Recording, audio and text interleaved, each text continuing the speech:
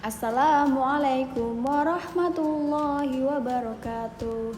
Selamat pagi anak-anak. Hari ini kita akan belajar tentang dua materi sekaligus, yaitu tematik PKN dengan materi wawasan Nusantara dan tematik IPS dengan materi pengaruh negara Indonesia sebagai negara kepulauan dan maritim terhadap kehidupan masyarakat. Kita belajar bersama-sama. Di sini anak-anak bisa lihat pada peta yang ada di sebelah kanan. Di situ ada perbandingan wilayah lautan dengan daratan, yaitu 4:1. Indonesia dinamakan sebagai negara kepulauan karena Indonesia terdiri dari beribu-ribu pulau. Selain itu, Indonesia juga dikenal dengan sebutan negara maritim karena wilayah lautannya lebih luas dibandingkan dengan wilayah daratannya dengan perbandingan 4:1. Sebagai negara maritim dan kepulauan yang berada di antara benua Australia dan Asia, membawa pengaruh terhadap kehidupan sosial budaya bangsa Indonesia. Hal ini bisa terjadi karena dengan posisi tersebut menyebabkan Indonesia menjadi jalur perdagangan dunia. Mau tidak mau, banyak pedagang dari berbagai negara di seluruh belahan bumi ini akan melewati dan mampir ke Indonesia. Pedagang-pedagang dari berbagai negara tersebut tentunya memiliki latar belakang yang berbeda antara satu dengan yang lainnya. Para pedagang yang mampir, ada sebagian yang menetap di Indonesia, turut membawa adat budaya dari negara asalnya. Lambat laun, adat budaya yang dibawa tersebut akan berbaur, bercampur, bahkan melebur dengan adat budaya asli Indonesia. Kondisi geografis Indonesia yang berada di antara dua benua dan dua samudra menyebabkan Indonesia berada di jalur perdagangan internasional. Oleh karena itu, Indonesia banyak dilewati oleh negara-negara asing yang turut membawa perubahan kebudayaan bagi masyarakat Indonesia. Ini adalah dampak dari kondisi geografis Indonesia yang mempengaruhi kebudayaan masyarakat Indonesia. Yang pertama, komunikasi dan interaksi antar penduduk menjadi lebih mudah, baik antar warga Indonesia maupun orang Indonesia dengan warga asing. Hal ini didukung adanya kemajuan teknologi di bidang pelayaran antar pulau dan antar negara. Kemudian, terjadinya pembauran, pencampuran, atau peleburan nilai-nilai antar pulau dan antar negara. Muncullah perkampungan-perkampungan etnis tertentu. Dampak yang selanjutnya, terjadinya perubahan perilaku masyarakat karena pengaruh masuknya pola dan nilai perilaku dari pulau, daerah, maupun dari negara lain. Dan terjadinya perpindahan ilmu pengetahuan dan teknologi. Sumber daya kelautan. Negara Indonesia merupakan negara yang kaya. Sebagai negara kepulauan dengan wilayah lautan yang sangat luas, Indonesia menyimpan potensi sumber daya alam kelautan yang sangat besar.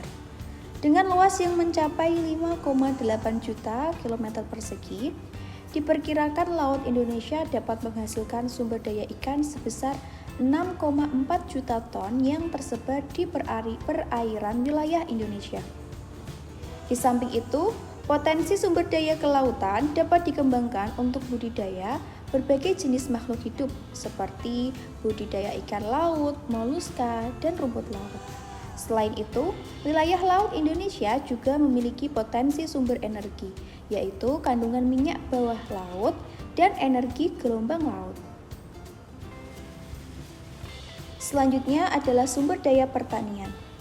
Negara Indonesia yang berada di garis khatulistiwa menjadikan Indonesia beriklim tropis. Di samping itu, letak geografis Indonesia yang berada di antara dua samudra, yaitu Samudra Hindia dan Samudra Pasifik, serta diapit oleh dua benua, yaitu benua Asia dan Australia, sehingga sangat cocok bagi pertumbuhan tanaman.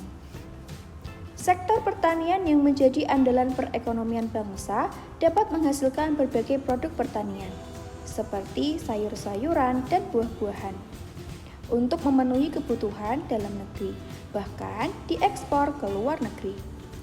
Beberapa produk perkebunan Indonesia seperti rempah-rempah, kopi, teh, coklat, kelapa sawit, dan karet diekspor dan terkenal hingga ke luar negeri. Besarnya potensi alam yang dimiliki Indonesia ternyata belum sepenuhnya dapat dimanfaatkan secara maksimal. Dalam pengelolaan sumber daya alam kelautan, masih perlu peningkatan baik dari segi teknologi maupun transportasi. Hal ini sangat penting mengingat sistem transportasi dan komunikasi yang memadai dibutuhkan untuk menjangkau wilayah laut Indonesia yang sangat luas. Potensi sumber daya alam yang terkandung dalam wilayah NKRI, baik wilayah laut maupun daratan, merupakan karunia dari Tuhan Yang Maha Esa. Karunia tersebut harus kita jaga dengan sebaik-baiknya. Karunia tersebut dapat kita manfaatkan demi kemakmuran dan kesejahteraan bangsa dengan bijaksana. Selanjutnya, kita akan belajar tentang tematik PKN, yaitu tentang materi wawasan Nusantara. Apa sih wawasan Nusantara itu? Wawasan Nusantara adalah cara pandang dan sikap bangsa Indonesia mengenai diri bangsa Indonesia dan bentuk geografinya berdasarkan Pancasila dan Undang-Undang 1945. Dalam pelaksanaannya, wawasan Nusantara ini mengutamakan kesatuan wilayah dan menghargai kebinekaan agar menjadi tujuan nasional. Jadi, wawasan Nusantara ini mengenai cara pandang dan sikap bangsa Indonesia dalam menyikapi dirinya sendiri, yaitu masyarakatnya, dan bentuk geografinya atau wilayahnya itu berada di mana, seperti itu.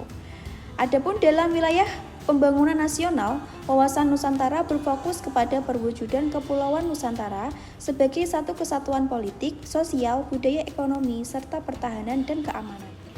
Nah, berikut ini kita akan belajar mengenai wawasan Nusantara dalam satu kesatuan sosial dan budaya. Yang pertama, bahwa masyarakat Indonesia adalah satu kehidupan. Bangsa harus serasi dengan tingkat kemajuan masyarakat yang sama, merata, dan seimbang, serta adanya keselarasan kehidupan yang sesuai dengan tingkat kemajuan bangsa.